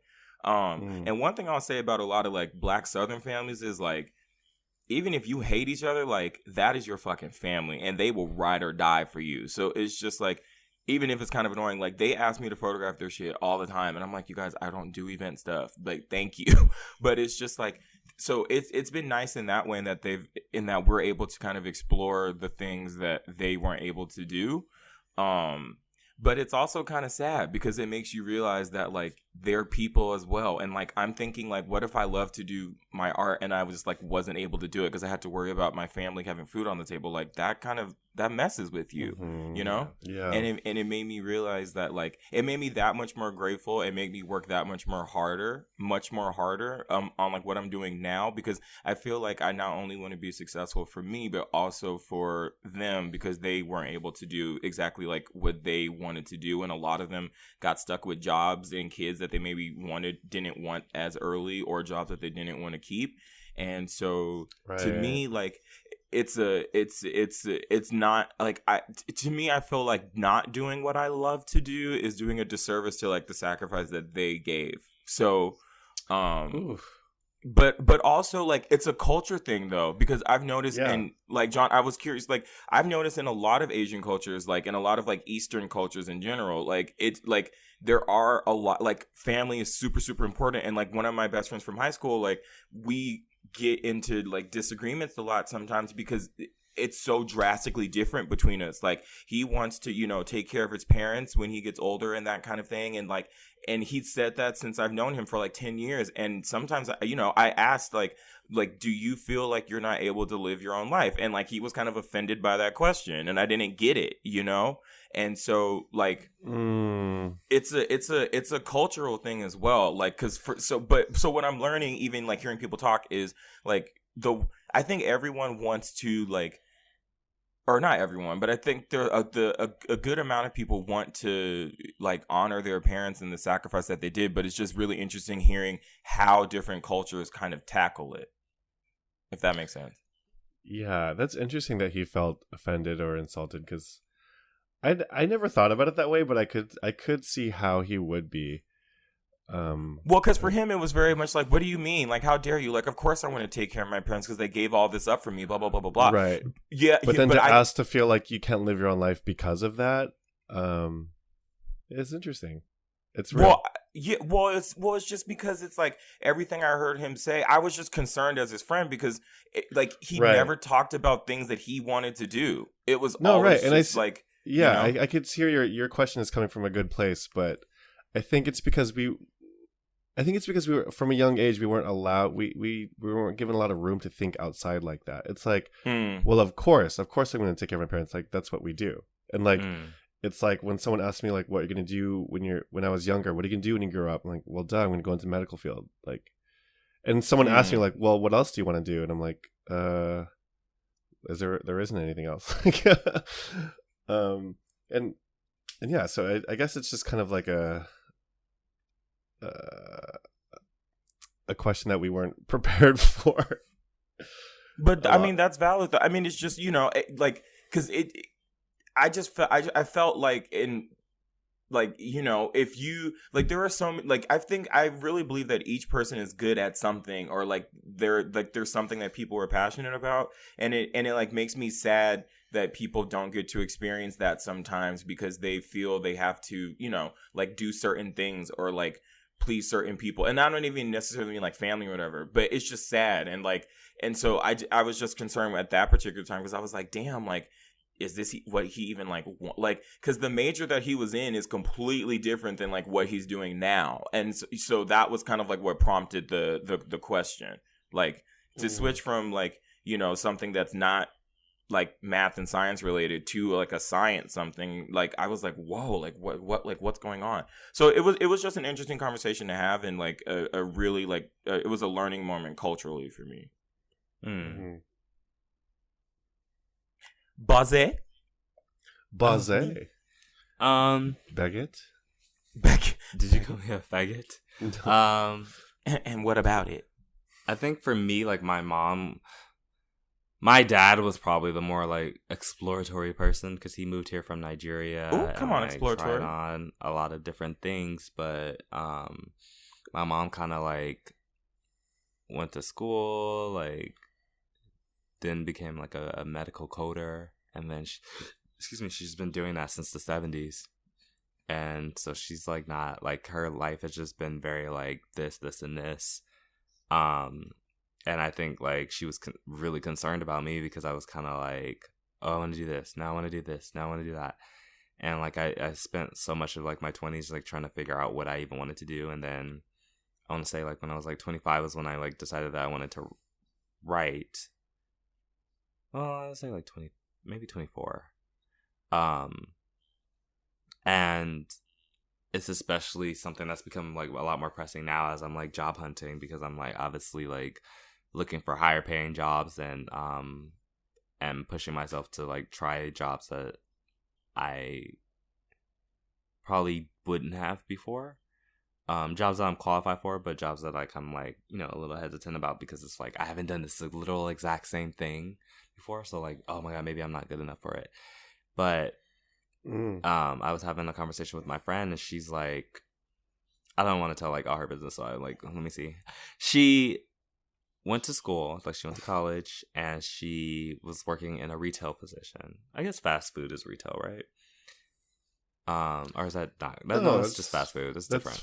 That's food services, yeah. Okay, food services. So she worked in food services, and then like ended up like teaching, and then is now like doing like this high business stuff. Like I don't even want to begin to describe it, but she's like doing like a lot of good work right now, a lot of important work right now. And one thing we were talking about was like she was like our generation isn't going to be able to do what our parents' generation did, like.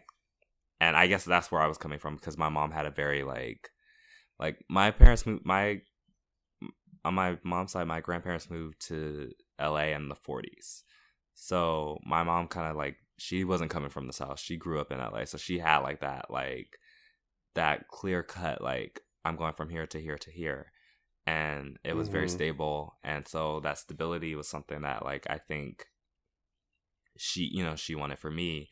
But like, I feel like with our generation, it's harder to find that stability. Just because it's harder to, I mean, everything is harder. Things are more expensive. We're not getting as much as we should be making. Like, just like looking at, like, I was like looking at editing jobs, like assistant editing jobs at like publishing houses around the city. And these are entry level positions, fair, but you're doing like you're working like 60-hour weeks because of just how much work you're taking home with you, and you're doing outside of like the stuff that you're like outside of the stuff that you're doing from like 9 to 5, and you're making $40K a year.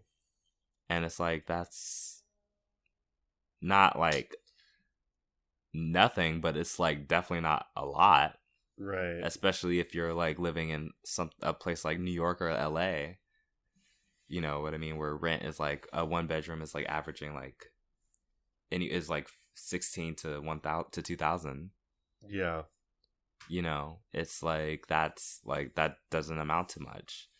And so one thing me and my friend were talking about a lot was just like how like we kind of have to have our hands in a lot of different pots. I think it's especially true of like creative people, but it's also I think it's also true of like just anybody, because like I said, like I'm talking to like a lot of my friends, and a lot of them went to school for like, I don't know, liberal arts or English major. I have a coworker who's an English major, and she's a full-time supervisor, and she now is in law school. You know, and it's just like, you think that like this is what you're gonna do, and this is how you're gonna make it, but that promised job just isn't there anymore. Like, no matter how much school you can go to, and now it's like not even good enough to have like a bachelor's anymore. Like you need to have like a master's. Yeah. And I like, you know, and in a couple of years that won't be good enough anymore. You'll have to have a PhD. Damn. You know, because I don't know many people under the age of like 26 who don't also have like who are also now thinking about pursuing an advanced degree, so that they can like have that extra cushioning, you know, because just having a bachelor's doesn't mean anything anymore, because it's like it's becoming the high school diploma. Yeah, it's like basic qualifications now for most job positions. You look, there's like there's basic qualifications, and then there's, what's the other, preferred. You know, there's two sections of the job the job I can't think of it, the posting, you know, prerequisites. The prereq. And so like under basic now is bachelor's, and like since when is that basic? Like that's hard to attain for a lot of people. And it's also like, I know so many people too that like had to drop out of school before they could finish their degree, and still have student loans because, you know, they went to school and then weren't able to finish because of like drowning in college debt or mental stuff, because there's no support for people in universities. So it's just like that. I guess that's kind of what I was all keeping in mind when I was talking about this subject, is like, I've like realized that like I'm gonna have to have my hands in many different pots, and it's like, it's gonna be me writing books, it's gonna be me being on this podcast, it's gonna be, you know, I'm now like thinking about writing nonfiction and like doing like writing articles. I've been like reading like how-to articles, and like I've been like brushing up more on like reading like the New Yorker and like pieces on the New Yorker and stuff, just to like get like a feel for like writing, because I'm really intimidated by the idea of it, but I really want to start writing articles. And just like these little things, and then like also like my day job and like the kind of day jobs that I'm applying for. Right. It's like, you really kind of, if you want to make it in this world, like I feel like we were taught growing up that we had to like go through this one way, and we had to like, and if we checked all the boxes, like there was like a plan for us, right? Like a map. And now that map is not really relevant anymore, I feel. And I feel like you kind of have to like make yourself available to so many different things, and you have to be so much more proactive than you used to have to be.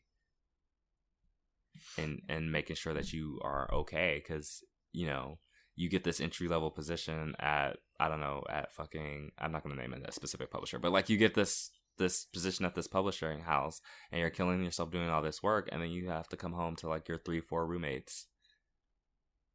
Yeah, you know what I mean? It's just like, so it's just like, that's what I'm like talking about, because it's like trying to get to the point, I think, and it's sad that I'm measuring this as a success, but trying to get to the point where you can live on your own comfortably and not be living paycheck No, that's to not paycheck. sad. That is a success. Or, well, not success, but that is a... It shouldn't, but that should be basic. You know what I mean? Like, that should just be a Right. basic need, like, that should be filled. And that, to me, is like a luxury.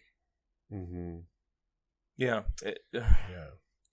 Well, I mean, I think just overall, I think the trajectory for a lot of us has changed a lot, just because society as a whole has changed. I know that's really like kind of general, but like, with like inflation and the way the school system has changed and the way that like, and we were just talking about this in the minutes, like Kim Kardashian is going to be a lawyer now. Like, things are just... John is stuck. I'm He still is shocked. Like, things are just different now. And I mean, it unfortunately, it does depend on like what you have access to as far as monetary, what you're able to attain monetarily wise. Yeah. But like, yeah, and it's a lot of people are going to school and then get a job that's completely different because they just have to do what they got to do to survive. And like, honestly, I'm all for people experimenting and finding out what they want to do later in life and like finding out, and all that stuff, because I think that should be encouraged. Like, especially because in America specifically, we always say like, oh, like in America, you can be whatever you want to be, and like the American dream, and go and reach for the stars. Only if you're a scientist or a mathematician or an engineer. Everyone else can suck dick. Yeah. And it's just like, so I'm all for doing that, because even like the messaging that that we're getting now, and I will say the one thing that changed the game, I think, is the internet and social media. So now like a lot of it is like, but there's a lot of good things. Like everything that I get, like I pretty much use Instagram as my website almost. Like, I mean, I update my website, but I almost use Instagram as that. And like the things I've been able to do from that I normally would not have been able to, I think are great. I think what really sucks is like, well, one, the theme of the episode today is the theme of the discourse is really, well, what you want to do is not necessarily what you're going to do. But that's because of, I think, the way that things are kind of set up. And like, eventually we get to a place where people don't, I don't know, where we kind of stop putting people in boxes like before they even know what they want to do. And I don't know how we fix it, but hopefully we'll get there.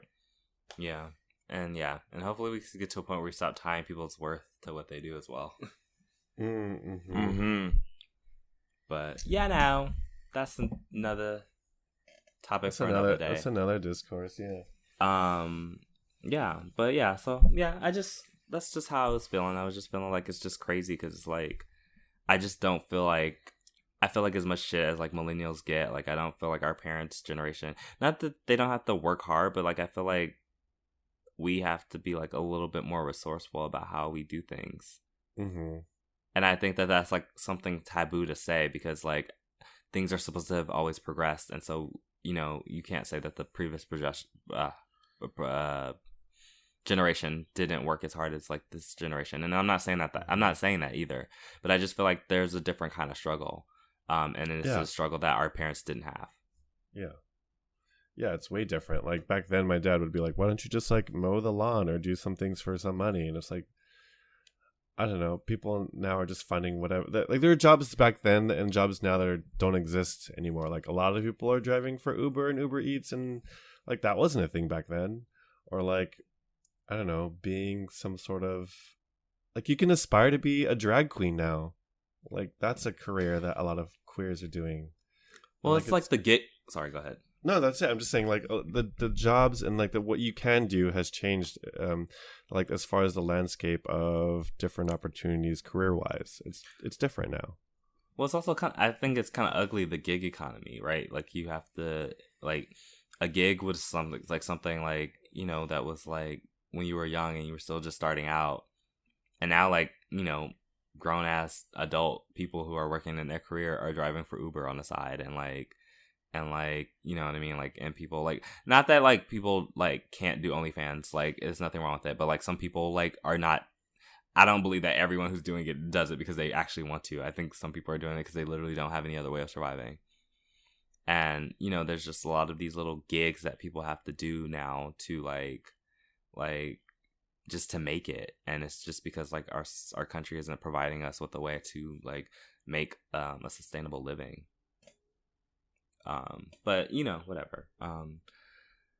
Yeah, I guess that's all I have to say about that. Well, damn, that was actually a good discourse. I'm glad it worked out. Yeah, let me see about a letter. I'm sorry, I just like lost. I was like, what am I doing now? Because I'm like, this actually pisses me off. But let's see. Podcast of the color. Stall for me, girl. Stall for me. So did you watch the Ariana performance? Because did you catch any? No, I didn't, because it was at Game of Thrones, so I didn't really care. Oh, and that's right. Honestly, what an episode. Girl, I won't spoil anything, but wow. All I'll say is this. Danny needs to humble herself and pay homage, bitch. Like, she sure does. I'm so sick of her, like, in this attitude, girl. You are entitled. The white privilege is jumping out. Sansa and Arya are the only bitches that I stand on that show. Sansa is the smartest. This girl has survived Cersei, Ramsay, and Joffrey, and being wed off to Tyrion, and y'all don't listen to her. Ooh, y'all are dummies. I hope everyone is dead and she is standing there on the ashes. Sorry. Yes. So did I stall long enough? No, yes, thank you. We actually have an update. We have an update from Titus Andromeda. Don't. Hello. I have written to you in the past about my young homophobic roommates in Sacramento and my subsequent move into a seemingly nice apartment with a lesbian who likes to cook healthy food. Well, that was last February. I can't believe it's already been a year. God, I can't believe it's been a year. I feel like I just read Titus Andromeda like the other day. And things have shaken up since then. The lesbian's apartment was infested with cockroaches. Ooh. So I had to get out of there after only living there for 3 months. After that, I moved in with my coworker and his girlfriend, something I wouldn't normally do because mess. Well, that turned south when he cheated on her 3 months in after I got the chance to grow close with her. Anyways, I have since moved back to LA after I was offered a 6-month work assignment that has the potential to become a permanent. Okay. I'm staying with my uncle in the meantime until my work assignment becomes permanent or I find another job down here. However, I don't know if I can handle staying here for very long. I've lived with him and his husband before. But I didn't realize the little rules that I was willing to abide by when I was 20 would bother me this much at 28. He also kind of bait and switched the rent price on me after I moved in. My uncle is very high maintenance and the mattress, the same one I slept on 8 years ago, is now sunken in, hurting my back.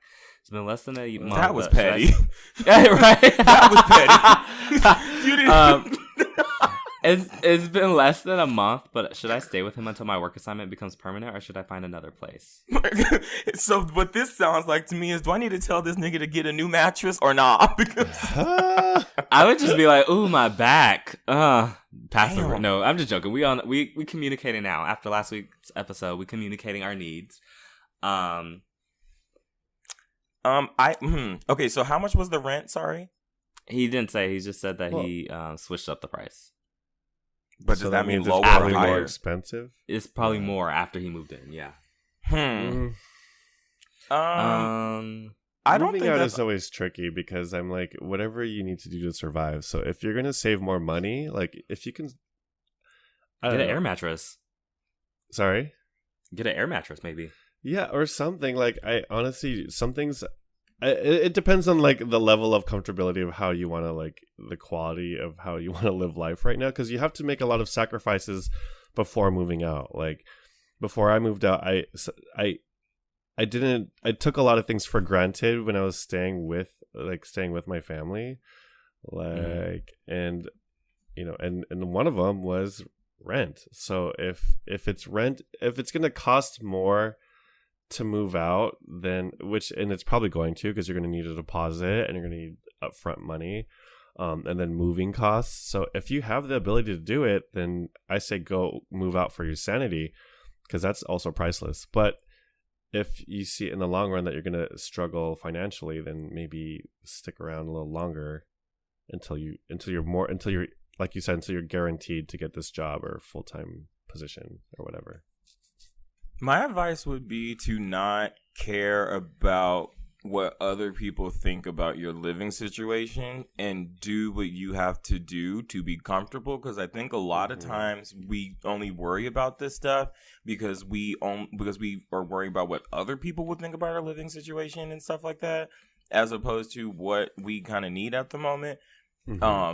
This also kind of reminds me, this is a side note, but this reminded me of that letter on the read when that guy was living with his uncle, and then he fucked his uncle's boyfriend, and they were all living together. Oh my God. Do you know what I'm talking about? You talking about the read? Yes. That still sits with me. Like, I've been holding on to a rant for that. Like, because that man, that's where I thought this was going to. That man is disgusting because he's known him all his life. Sorry, let's not do this because No, sorry. It was just for a quick second when you said uncle and uncle's. I said, "Is this the same?"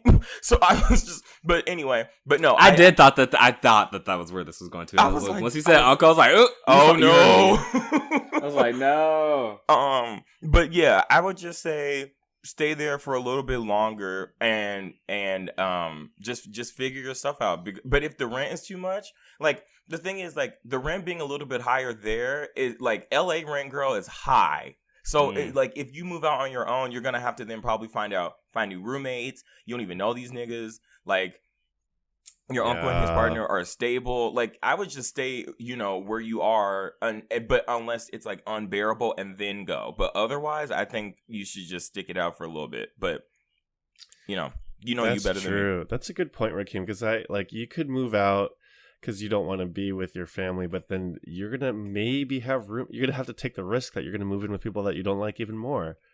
Like strangers. Yeah, at least you know him. Yeah, exactly. And then even if you do know them, you don't know how it's like to live with them. And like, that's a completely different person.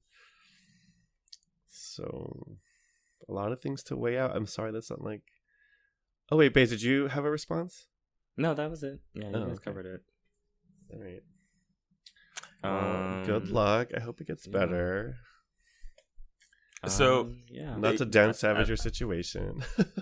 I have this honey roast I want to read, but it's a little long, so I think I'll wait until next week to read it.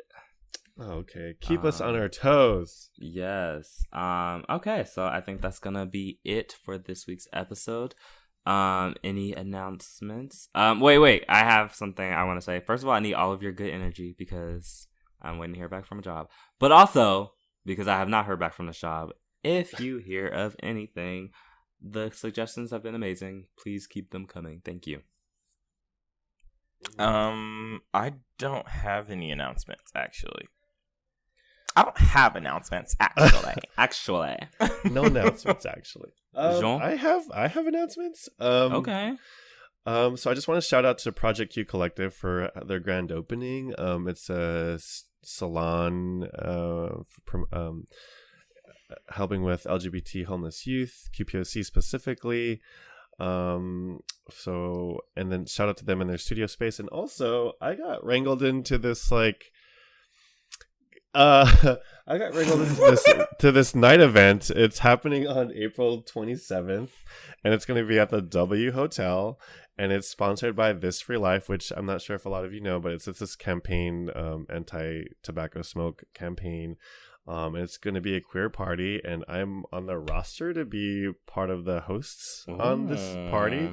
And it's totally free if y'all just go online and RSVP. And it's going to be at the W Hotel, so that's pretty wild. So yeah, if you want to come, that'd be cool. Because I'm pretty shook myself. I don't know how I got into this, but I said yes. I said yes to the dress, and I'm in. So hopefully I'll see you there. And that's it for me. Okay. Well, no, well, I don't know if I'm going to that. Never mind. Let me not put that out there. Anyway. Da-da-da. So I was gonna be like, ooh, shout out to this party, but I was like, ooh, I don't know, girl. I may not make it. So anyway, Anyway, so that's going to end this episode of Podcast of Color. Thank y'all for listening. Once again, 95 episodes in this hole. Like, wow. We crouching up on 100. We crouching up on 100. Yeah, so you can find us on Twitter at Trash of Color and everywhere else at Podcast of Color. Always send in your honey roast and questions and updates too if you have them to podcastofcolor@gmail.com. You know what I want? Remember that letter we got that was really messy about the stepbrother? Yeah. Wait. Oh. I want more of that. Where's the mess? I want more mess. This was messy, but I want messy. Like, I mean, we don't hope it happens. But I want Game of Thrones. Be careful what you wish for, because someone's gonna send a letter about us. I want Game of Thrones, bitch. I don't want none of that. I remember this letter is for John. When we was at Blow last week, you said that you was gonna meet me in the bathroom stall and you never came. So what happened? We don't I sucked your dick in the bathroom at I don't know, what's that bar in LA, downtown LA? I'll never remember. The Precinct? Precinct. And you gave me a false number. When I looked at the napkin, it said 555. What's that about? So if y'all do want to send messy things, actually, never mind. No, let's not. Anyway, I want to hear a mess. I'm not ashamed to say it. Anyway, also send us your stories of success. Yes. Yeah. And if y'all ever want to send discourse topics, you could do that as well. But anyway, we're rambling. So with that, we will see y'all next week. Renee